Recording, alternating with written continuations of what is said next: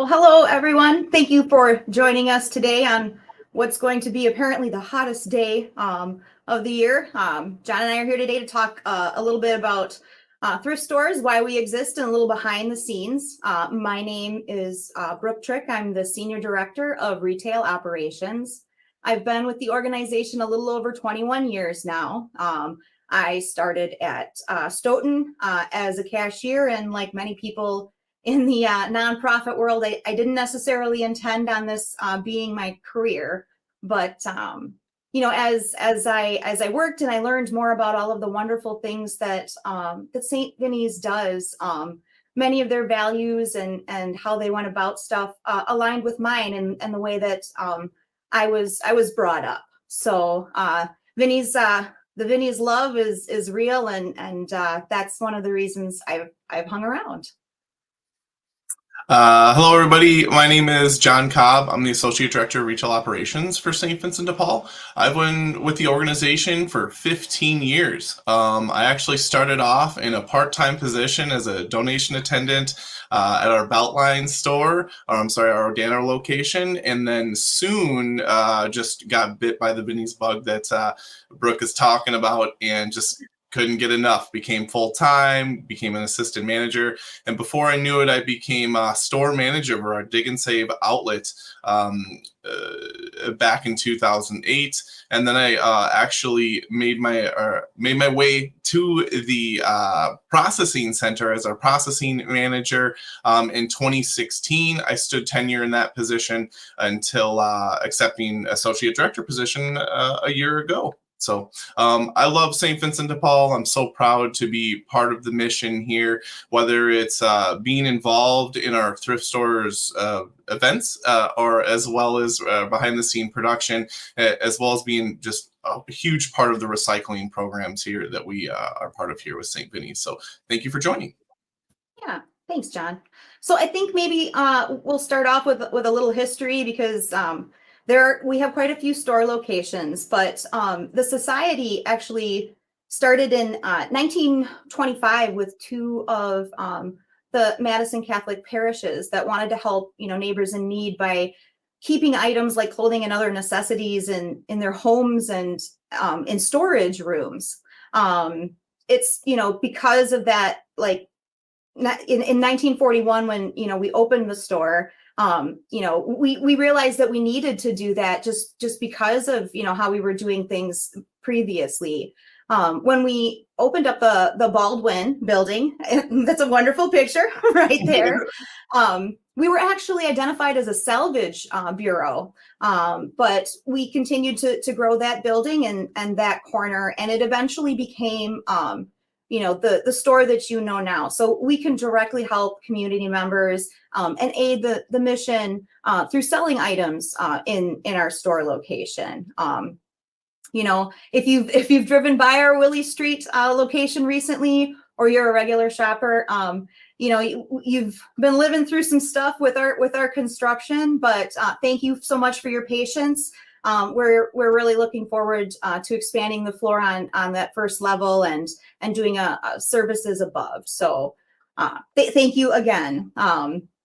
After the Willie corner Street, is totally changed now. We have it's a wee bit different. There's some fencing and there's a big hole in the ground, but we're making progress. Excited to see the new beginnings of Willie Street. It's going to make the store really awesome. I assure everybody the book room, the volume of books will be returning.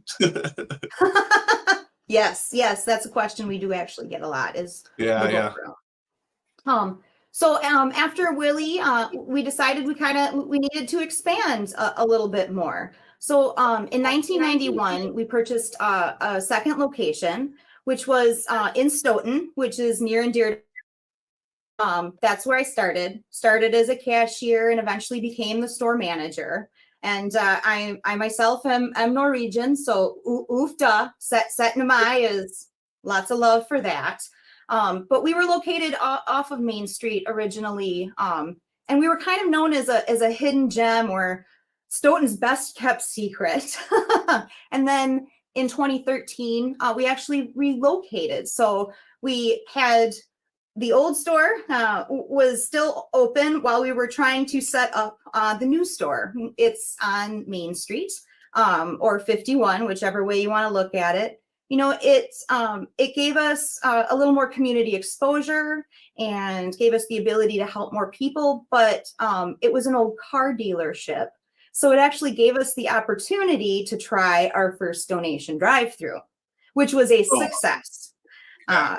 Donors love the convenience. I mean, as do I. I'm guilty of just pulling in and dropping off a couple of bags and heading home because it's on my way. So, but it amazed me how much in moving the store kind of front and center in town really opened up us for a lot of other things. When we first moved into the new building, I had so many customers come up and say, "Oh my goodness, I'm so glad that there's a St. Vinny's in Stoughton finally." And I was like, "Well, we've been here for 16 years." But we were hidden and not a lot of people like to share that secret. So we really were Stoughton's best kept secret for the longest time. Yeah. And then we opened up our Beltline store, which John knows a little bit about. Yeah, so for our third store in 1992, we opened up our Beltline location. For anybody that's shopping Vinny's for a long time, they'll remember that location. It was a hidden gem on that frontage road, really cool. But sure, we were there for a long time, and then in 2008, we realized that we were outgrowing the space. Donations at this location were difficult, so then we relocated to Odana Road. And what an awesome relocation that was. This location proved to make us visible from all over. You could see us from the Beltline Highway. Odana is a heavily trafficked area, but such a great relocation. It also helped us assist our neighbors in need because we are a small walk down from the West Transfer Point. Such a really cool location. But then in 2016, we remodeled and we made the store bigger, better, made it all the windows there. This store is so awesome after remodel. When you walk in, it's just rows of clothing. It's displayed so nicely, such a welcoming atmosphere. And then, of course, the most important, we had to do the donation drive-through. Yeah. So we made it really easy for donors to pull on through, hand us their donations. Just such a great store. If you haven't been, definitely check out Odana Road. For sure. And then, of course, now here we are. We have 3 locations. What do we do with all of the stuff? So in 1994, we actually opened our processing center, which is off the Beltline and Fish Hatch. Because we have, there we go, wonderful picture, beautiful blue sky. Yeah. So in 94, we purchased this building because previously we were actually processing donations out of Willie and shipping to the other 2 locations, which made it kind of difficult, of course. A lot of people don't know that and realize that we've been modeled centralized processing since we added Stoughton. So it was a big thing that we pushed for from the beginning.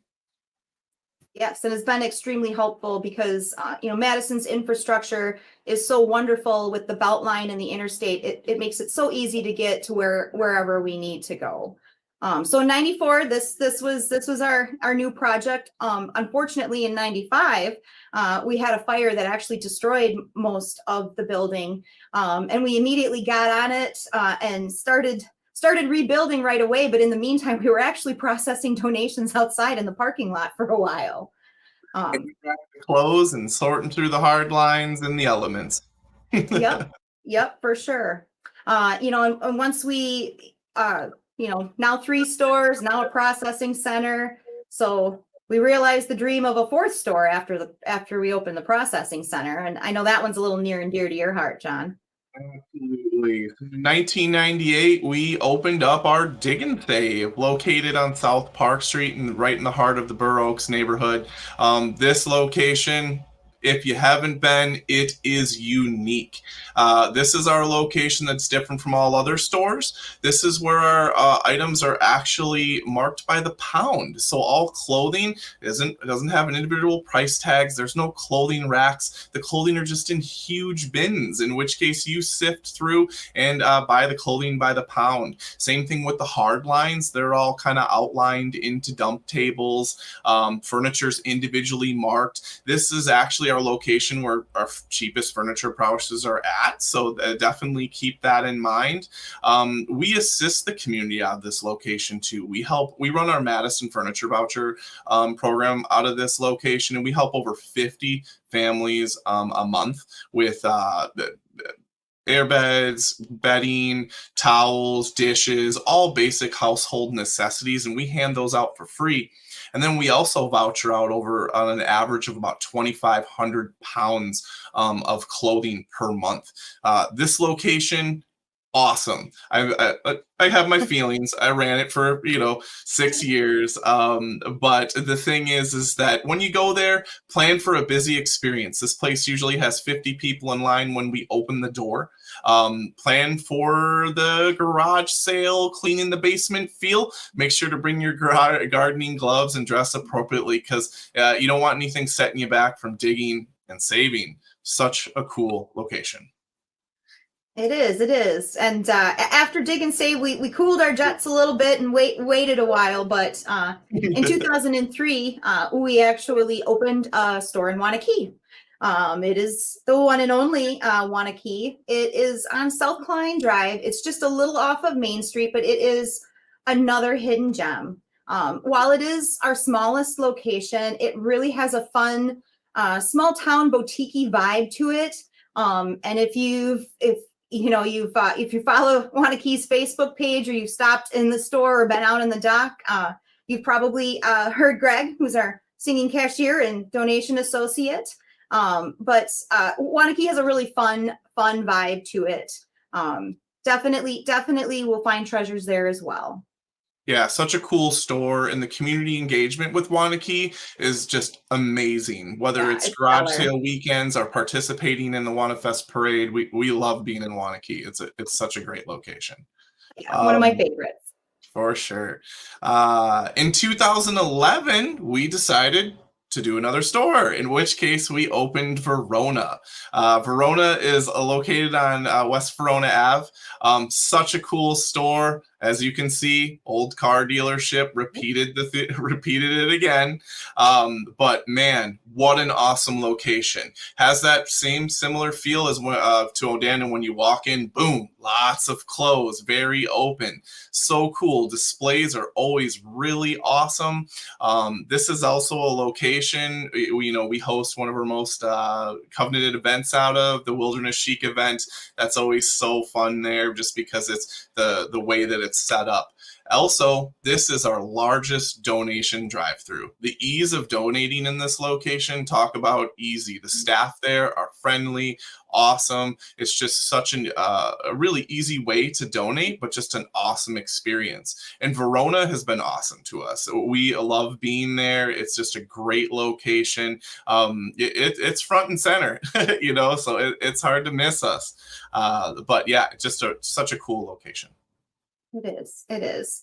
So, in repeating, the continuing to grow and repeating things we learned in 2014 after we opened the new Stoughton location, we decided we were going to do some Sun Prairie stuff too. So again, just growing like crazy. Yeah. And Sun Prairie is actually our largest location. It also has that wonderful donation drive-through. There it is. We have some warehouse space. Oftentimes if you're driving by, you might see some of the high school students doing fundraisers. We let them do the car washes, and sometimes they sell brats and stuff for their athletic groups and their clubs. But in the parking lot. What's that? The farmers market's in the parking lot. Yep, we do. We have the farmers market in the parking lot. SRB Trees sells their Christmas trees out of the parking lot around, from the beginning of November until a couple of days before Christmas. But All of our stores are unique, in their own little ways. And obviously, just like we love pre-loved stuff, we like to rejuvenate old buildings and bring them back to life too. So, Prairie is such if a you, cool location. yeah, In it Vegas, is. It it's is our so biggest. fun. Yeah, it's really easy to donate. The drive-through is really cool. But Some Prairie, again, such an awesome community, being part of it, having them welcome us to Some Prairie, but being involved in their garage sale weekends and Corn Fest, man, it's very fun. Yeah, I know you love the Corn Fest weekend. I do. I'm from Some Prairie, so I have a little bit of I love it. So Yeah, me too. This was I opened this one after we did Stoughton, so this one's a little near and dear to me as well. So, but now that we've kind of done a brief history, John, and talked about how, we continue to change and expand, let's talk about how some of that magic actually happens. How does that stuff make it into the thrift stores? Where do these goods go and how do they get there? absolutely. We rely on the community to feed our thrift stores. Donations are the heart of that. So we need the community to donate to us. There are ways to donate, and we do make it easy. So there's 4 different ways to do those donations. We have in-store. You can utilize the in-store bins. There's also our wonderful drive-throughs that we talked about as we went through the stores. Also, we have an amazing option, which is our free home pickups. And then also the community collections, in which case we work with, maybe it's the UW or local churches. But I'd kind of like to talk about how those donations work in those areas. Obviously, the easiest way is in-store. Heading to our stores and either bring it into the store or utilizing our drive-throughs. You can go ahead and the drive-throughs are really easy. You just pull on through. Our awesome staff are there to assist and help you unload those donations. Also provide a receipt for the things that you're donating, and give you any information on how to make the donation easier next time. And then, of course, the awesome option of free home pickup. This is such a cool thing that we are part of, and being able to, and I'm sure everybody recognizes these trucks as they're driving through the city. I mean, on my days off or during the weekend, I can see our crew driving through, and it's hard not to like honk at them and be like, ah! There are rolling billboards. But free home pickups is so cool. Calling the number listed on that truck, also listed on our website, you'll be in touch with our awesome receptionist that'll schedule you for a pickup as soon as possible. We always can get there within the same week. Sometimes it's actually next day. Things are really awesome. But how does that work? We will actually come into first floor entry of your home. We'll help take the items out of the house and get them into our trucks. And it's just really easy. Our trucking crew, phenomenal. The tenure with these guys, I'm sure so many people know our trucking manager, Todd, who's been with us for such a long time, such an awesome crew. And it's just, I can't say enough of how awesome that option is. So if you're not utilizing that, please do. And then, of course, our community events. This is so awesome to interact with our community. But some of the things that come to mind are like we talked about earlier, whether we do garage sale weekend in Wanakee or Some Prairie with Stoughton and Verona, we'll actually just we'll drop extra trailers at our locations and encourage as much donations as the community can give us. But also we work with the UW during student move out, aka Hippie Christmas, however you want to refer to it. That's a really cool event because so much cool stuff comes in. And then also you can't forget about our local churches when they're doing bundle Sundays and doing program and doing drives to get those donations through the local churches. We assist them with the trucking department and making it easy to pick those donations up. So those are 4 different ways, and for you to donate to us, and those are the ways that our thrift stores are fueled by the community. So you talked a little bit about it, John, but when they schedule a home pickup or they plan on dropping off at a store, what can our donors do to help, for ease of donation and make it efficient? Well, it's to think about that. It's when we're all cleaning our houses, we just want to get it in the car and get it to Vinny's, or and just move and make that fast decision. But we ask that you kind of help us in that process as well. We like to see that the donations are prepared for us and that you bring your boxes and bags closed and sealed and ready to hand off to a donation attendant. Because when you're coming through our drive-throughs, I'm sure a lot of you notice there's lines. There's so many people that are donating, especially let's say Mother's Day weekend in Wanakee. Crazy. So kind of getting an idea of this, and you can see this little guide we have on here of just understanding that we like things to be, boxed and bagged appropriately. Makes it really easy for us when handling the items. So keep that in mind that we prefer containment. We like the items to be contained. Bringing items in totes, awesome too. Being creative in how those things are bundled together. I've seen people take all their clothes and tie them together in a sheet and hand them off to us. These are all just how we can contain them is really what we're going for.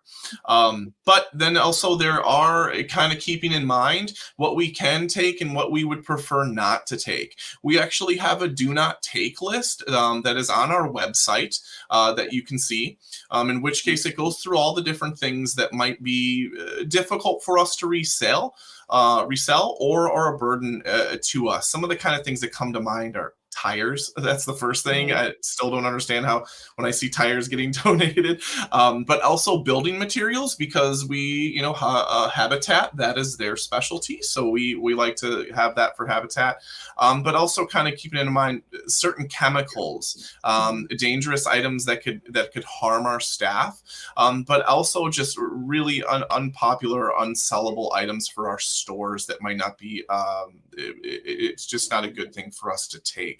So please, when donating, check our website for our do not take list and make that get that knowledge.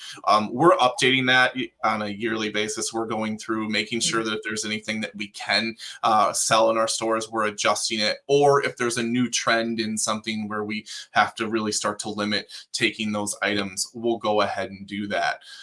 But also be mindful of, what's resellable. Is it broken? Is it damaged? Is it something that Vinny's just is not going to be able to use? Something that comes to mind on that, are maybe larger kids' toys that we're constantly seeing that are just been in the yard for a really long time, overworn, broken.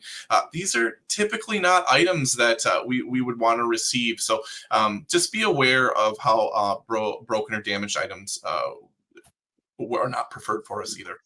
Cool. So once we've, packed up our clothing and our linens and stuff in bags and packed some of the breakable stuff in boxes for us, John, and they're taken away, where do they go? What happens? This is where the community might not realize what happens for St. Vinny's.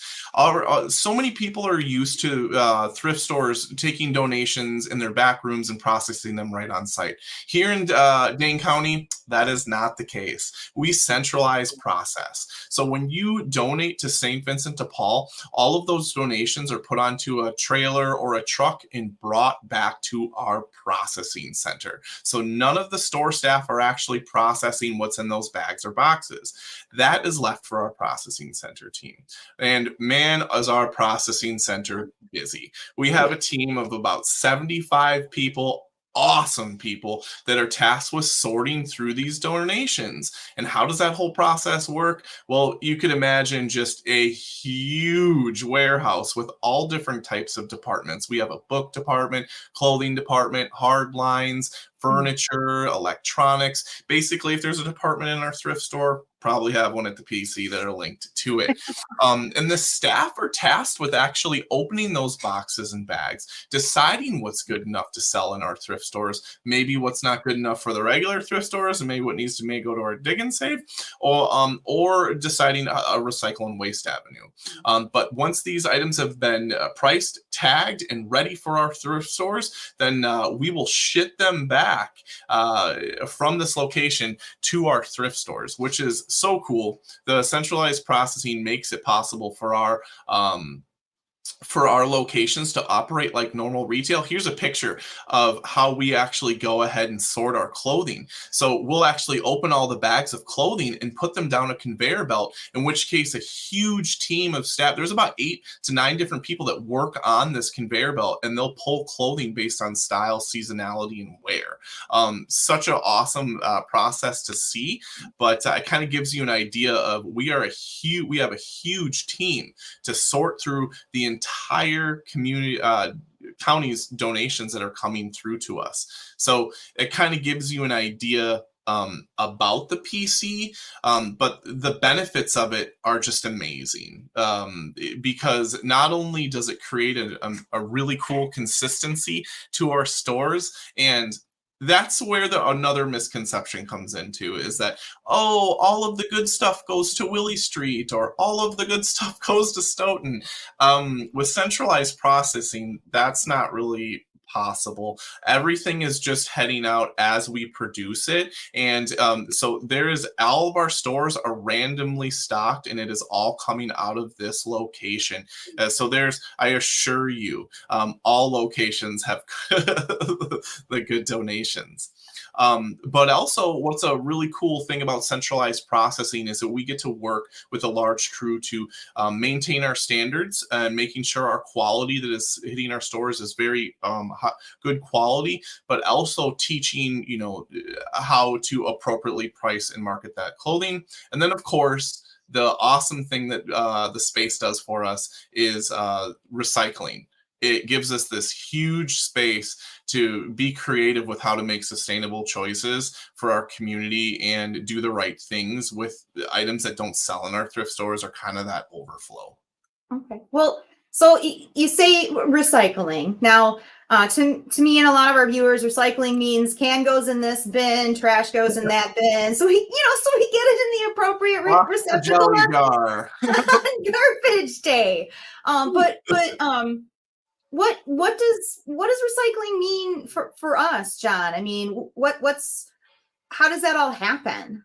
Yeah, sure. So there's a couple different avenues for recycling, but before we even recycle, one of the biggest thing that I like to recognize is that no matter what you're donating to St. Vincent de Paul, we're going to do our best to make the sustainable and best choice for these donations.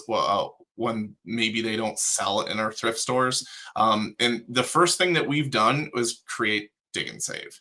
And that is a huge plus, because now when items don't sell in our regular thrift stores, we'll just send them to Dig and Save and let the community decide what's not sellable.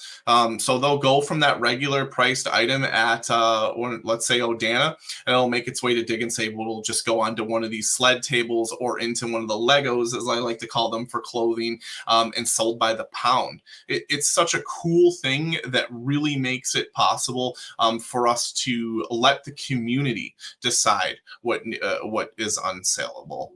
But this location, man, it's just crazy. Having been there for the tenure that I spent at Dig and Save, and also have a little place in my heart for it, I like to talk it up. But there's over 300 people a day that walk through this door. This is the one location that if you drive past about 9:45 in the morning, you'll notice a line of about 50 people waiting to get inside, which can be just really crazy. But it's a really awesome experience. Once you get inside, as I said before, everything's just in these big dump bins. They're very reasonably and cheaply priced, because we are there to make these items move and get things moving for our thrift stores. Such a really cool place, but also to focus on what it's there for the community too. The location of Dig and Save, so cool, being near the South Transfer Point, and it's a huge, and right in the backyard of our service center. So we see a lot of need being helped out of Dig and Save. Like I said before, with helping over 50 furniture voucher families out of this location, and averaging over 2,500 pounds of clothing given away per month. It's just so awesome. So this is the first attempt we're going to make with the items that don't sell in our regular thrift stores, of giving it another chance. So that separates us from a lot of our competitors. So it's just an awesome thing, and man, fun location. So this is step one in our recycling process, John. This is definitely the first step for us. There's a couple. This is definitely the first step for us when it in regards to what's not selling in our regular thrift stores. So goes to dig, and then what if it doesn't sell at Dig and Save? What do we do with it from there? Well, that is where a lot of the processing center comes into the mix of things. Our processing center staff at that point are going to be tasked with handling a lot of the goods appropriately. But we are constantly working to recycle, and Dig and Save is a huge part of that as well. So anything that doesn't sell at Dig and Save will start the recycling process as well. And some of the things that we recycle, some of the largest categories obviously are number one, clothing. A huge amount of clothing is recycled. Shoes, handbags, purses, cardboard, electronics, and even books. There's so much stuff, and certain types of plastics currently as well. So there's so much recycling that's happening on our end. And to kind of give you an idea of how that recycling and the volumes, typically on an average, we recycle about 2.5 million pounds of clothing per year, and then about 350,000 pounds of shoes per year.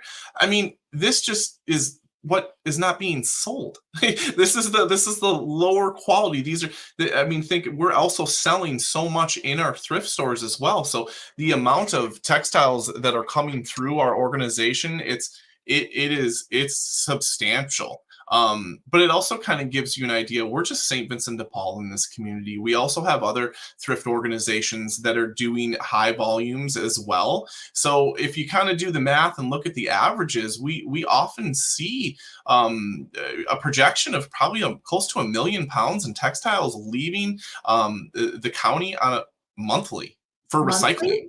So yeah, that's just Dane County. Little old Dane County.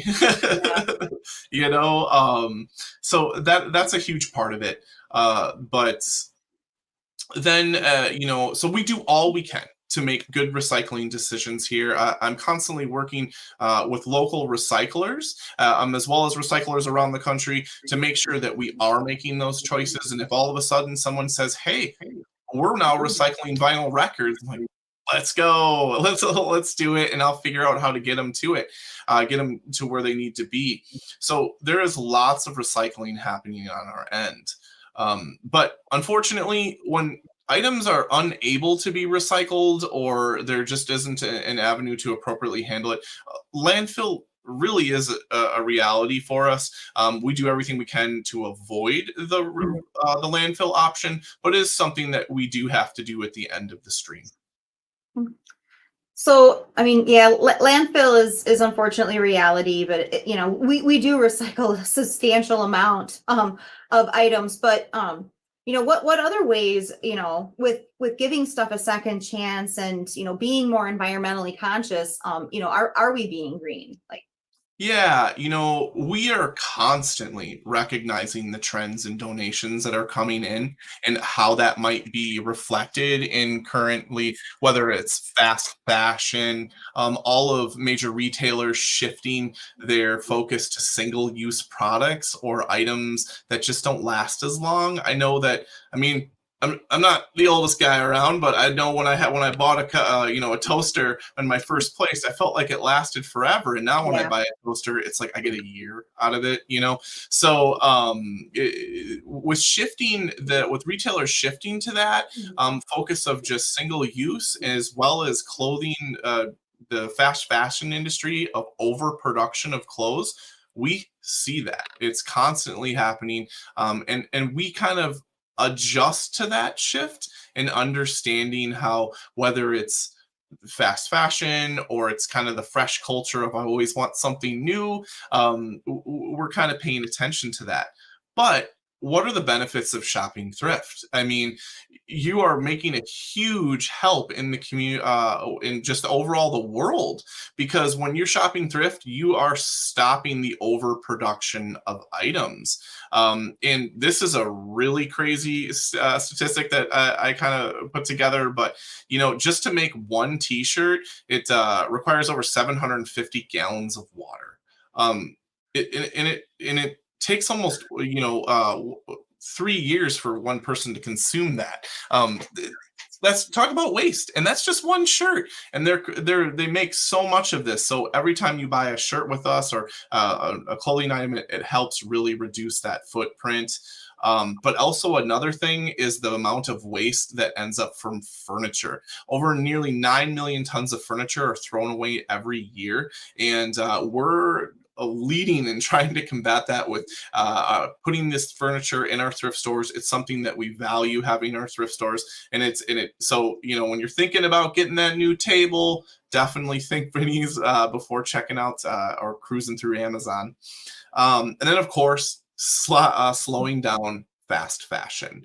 The more that you purchase in thrift stores, the more the pull on local on the distributors or the production facilities of clothing are the demand slows down.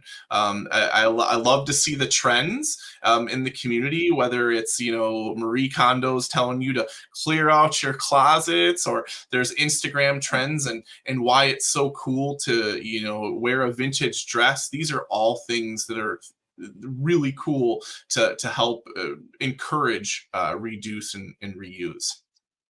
So we really do maximize and try to recycle as much as possible. I know that you're constantly working with local recycling programs to try to figure out other things that we can possibly save from that landfill.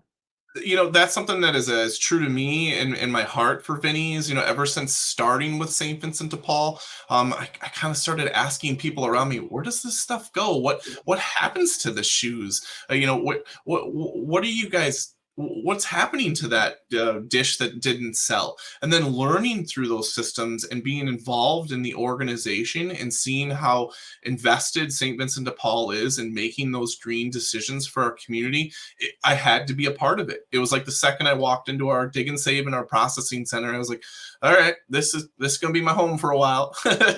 I'm going to be a part of this. And it's so cool to be involved, but also to let the community know that, man, we are making these decisions. We're not being wasteful. We're doing everything we can to keep items out of the landfill, but also turn our recyclables into a profit as well. Is that if we can profit from the recyclables, we will. So we're constantly striving for that. So yeah, but with all that, with the recycling and how we're handling items, I'd like to hear a little bit from Brooke as far as what's the purpose of our thrift stores aside from just resale and retail and the recycling mecca that we've talked about. Yeah, we're definitely a recycling mecca. Not only do we have love for our environment, but we also it's our community too. So Huge. I think one of the things that you and I have both heard in the thrift store, especially managing multiple locations, is that we're a place for poor people to shop. And I mean that is true. I mean that's obviously that is one of our customers. But our customer base is different and it varies. I mean, it's thrifty people. One of the reasons I knew where the Stoughton store was is growing up, that was a store we visited because, having 3 kids and try to clothe them and feed them is very difficult. So we stopped at Stoughton a lot because my mom was thrifty and definitely wanted to make sure we got the most, for what we could. But, it's collectors, collectors stop.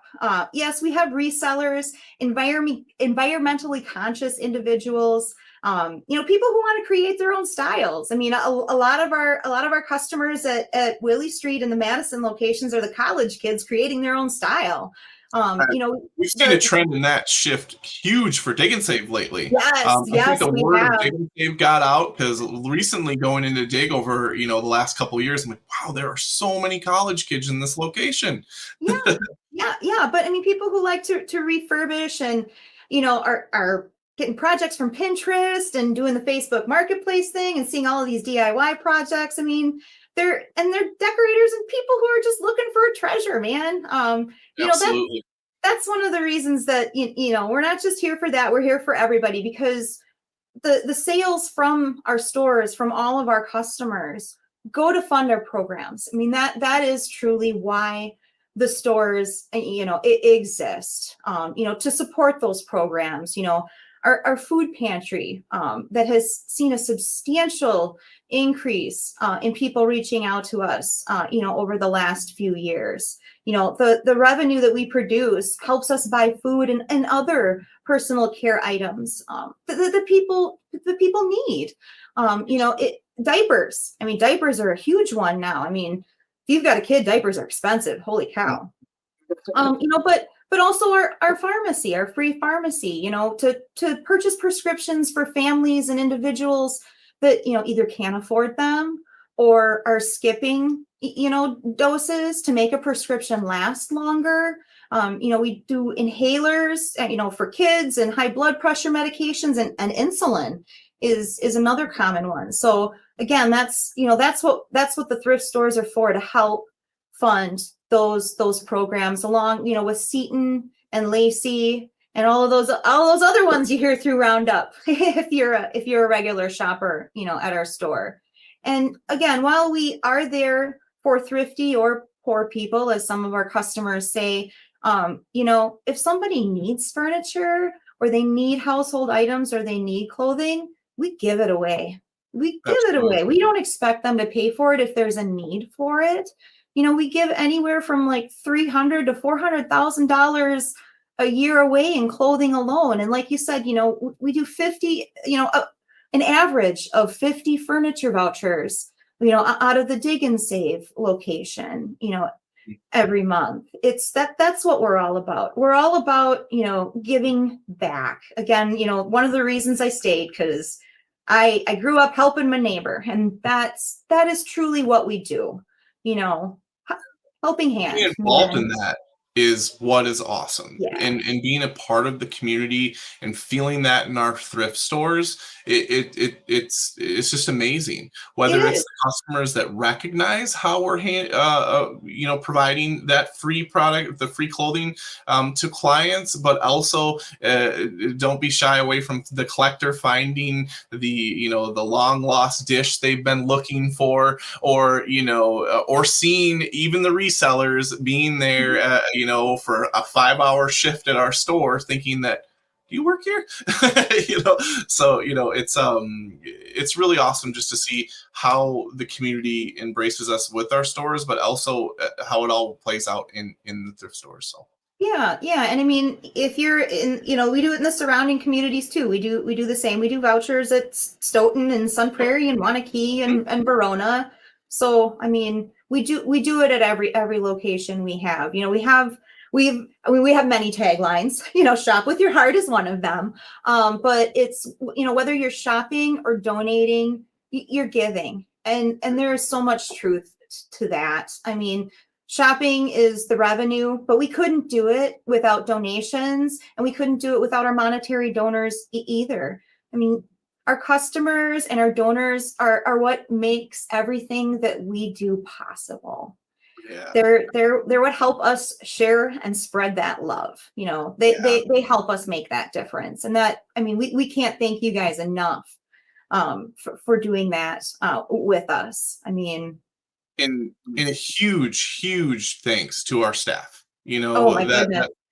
Without our staff, none of this would be possible. Anywhere from our donation attendants at our stores, to our cashiers, to our entire management team and our production crew, and of course our home pickups, the trucking department. The staff are so important to us, providing over 275 jobs in the community, and being an employer has a purpose. Yeah. fun to work for and engaging, and just, I always hear it when staff are working for us about, man, I never knew that Vinny's did so much. I can't believe of how many feel goods I'm having while working in this store, or even in the processing center. So I can't say it enough of how much we appreciate our staff as well. Yeah, yeah. I mean, and they love what we love about Vinny's, and you know, donors and shoppers, thank you so much. But a lot of what's possible, over at the food pantry and with the pharmacy is because of our volunteers. Absolutely. So if you're ever thinking about maybe, is there some other way that I can give back other than buying some cool stuff, Brooke, and dropping off more stuff after I do it, because I typically do drop off and then go in and shop.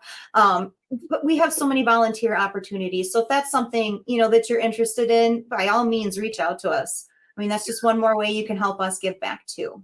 Yeah, because that country has grown so much over the last year, and the drive-through that we're utilizing is so busy, and extra volunteers, and it is getting the community unite. We need you, so please volunteer. So true. So true. Oh, you know what I forgot about? I forgot to mention the online store. We just started that. Holy cow. How could you forget? I know. It's only been like 6 months. My bad. My goodness gracious. Well, while we're talking about collecting things, we do have, there it is. Thank you so much. Isn't that wonderful? Catherine's on the ball today. Yes, we do have an online store. We have an eBay page. You can, it's on the website. Online store has its own. So there's a link at the bottom.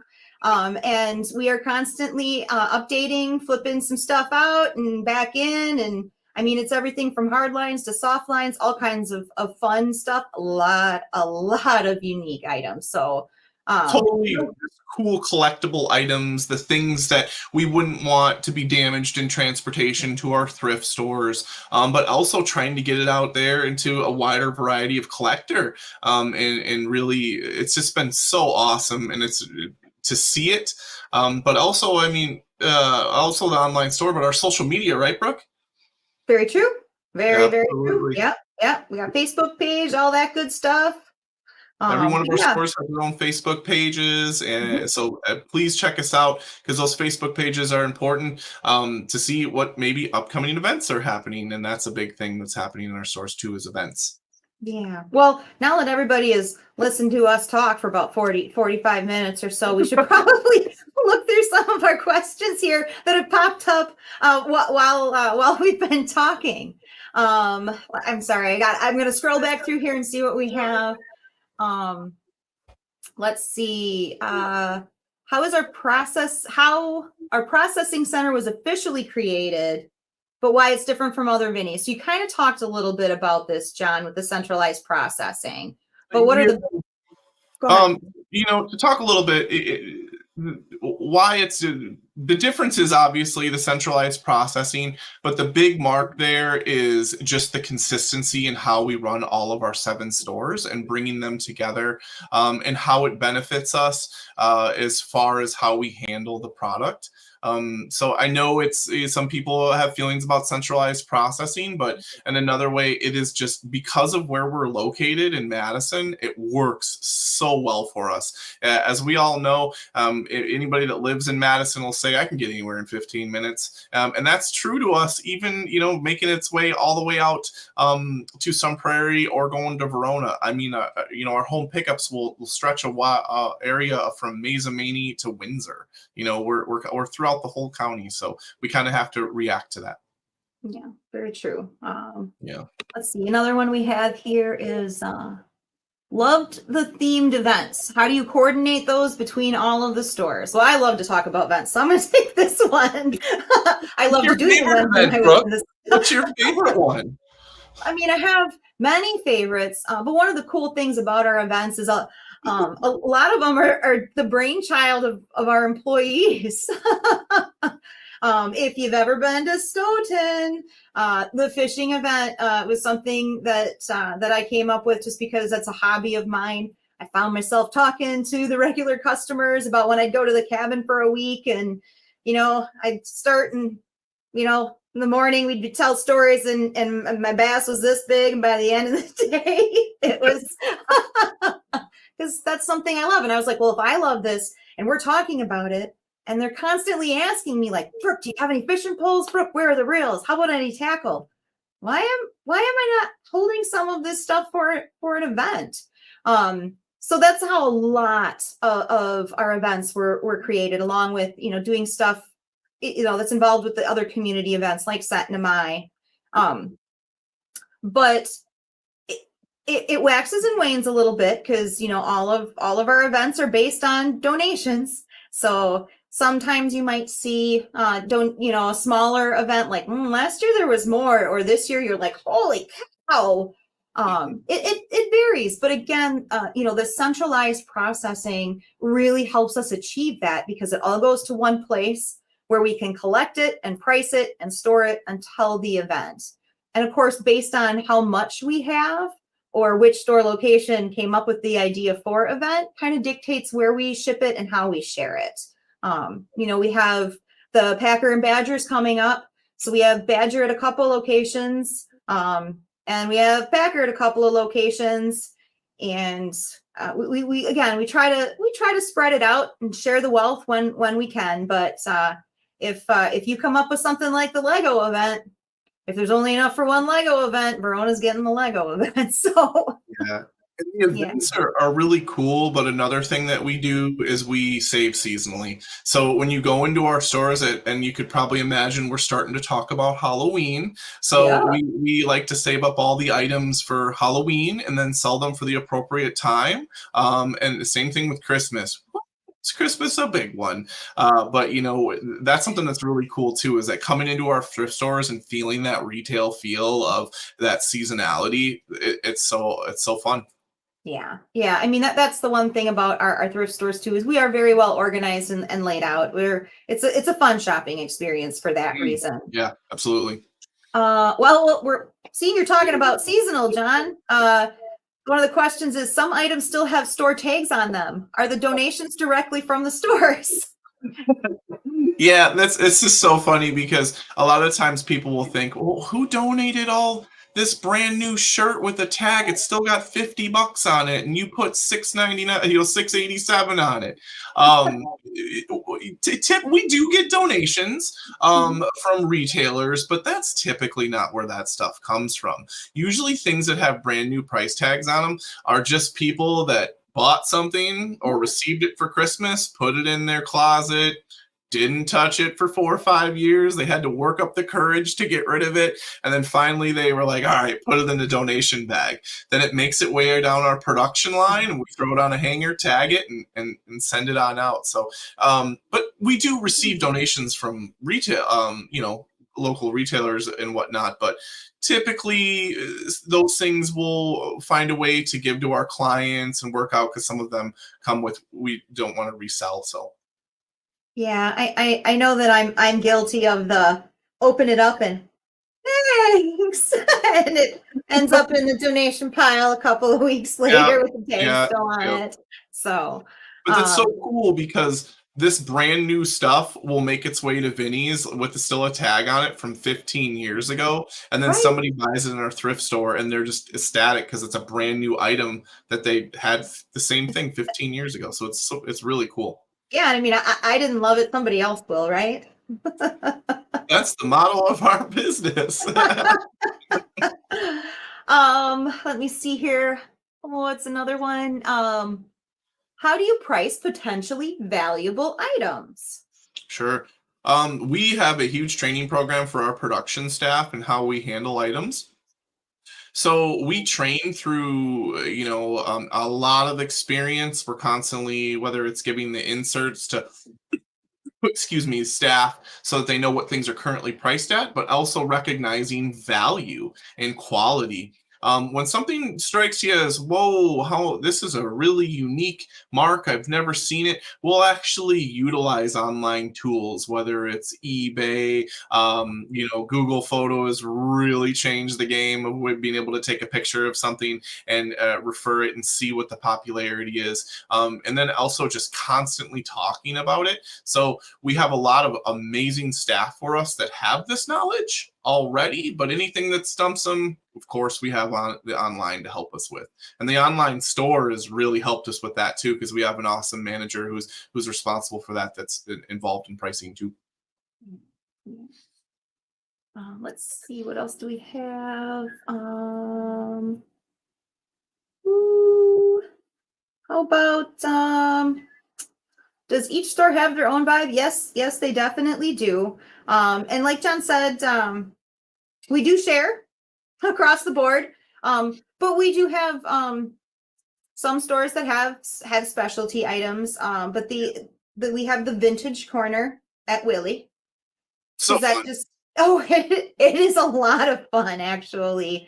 They have a good time with it over there. So yeah, I mean, we really do try to share. We have some little niches of specialty stuff if we know that it sells really well at a specific store, but there really isn't a whole lot of it.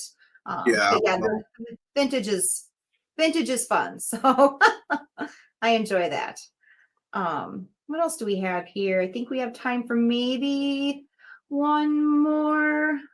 There's a bunch of them. Thank you, everybody. How about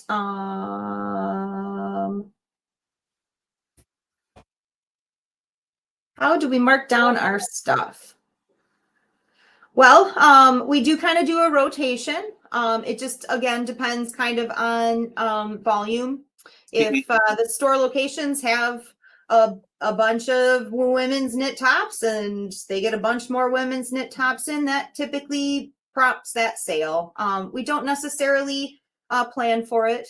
We don't do the color rotation like Goodwill does. But we do keep marking down, and it just depends on how much stuff we're getting in, and we like to call it a push system. So you're dropping a lot of stuff off, we're pushing it out to the stores as soon as we can. So depending on the volume helps us determine turnover and whether or not we're putting items on sale. Yeah, production rates really kind of affect that.